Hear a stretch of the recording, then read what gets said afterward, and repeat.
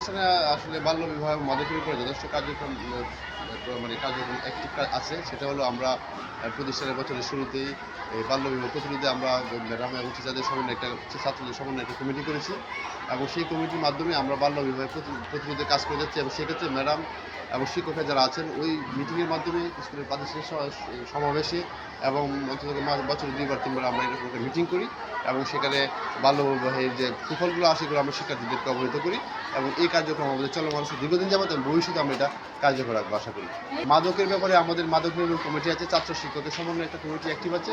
সেখানে আমরা প্রতিনিয়তই শিক্ষার্থীদেরকে ওই কমিটির মাধ্যমে আমরা সেমিনার করি এবং আমাদের ধর্মনা এই মাদক সংক্রান্ত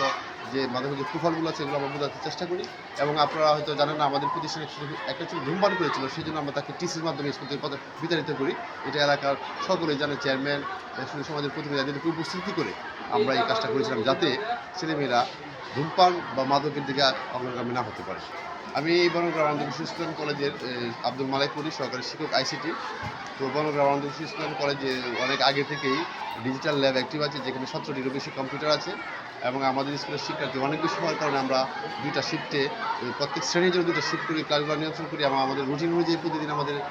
প্রতিদিনই আমাদের রুটিন মোতাবেক 60% ডিজিটাল ল্যাবে ক্লাসগুলো হয় এবং পাশাপাশি আমাদের স্কুলে নির্ধারিত করে আমাদের মাল্টিমিডিয়া ক্লাসরুম আছে, সেখানে প্রত্যেক টিচাররা আইসিটির পাশাপাশি অন্যান্য সাবজেক্টেও আপনার মাল্টিমিডিয়া ক্লাস প্রতিদিন হচ্ছে এবং আমাদের স্কুলে অনেক টিচাররা মাল্টিমিডিয়ার উপর প্রশিক্ষণপ্রাপ্ত টিচার এবং তারা নিজেরাই কন্টেন্ট তৈরি করে এবং সেই অনুযায়ী তারা ক্লাস নিতে সক্ষম।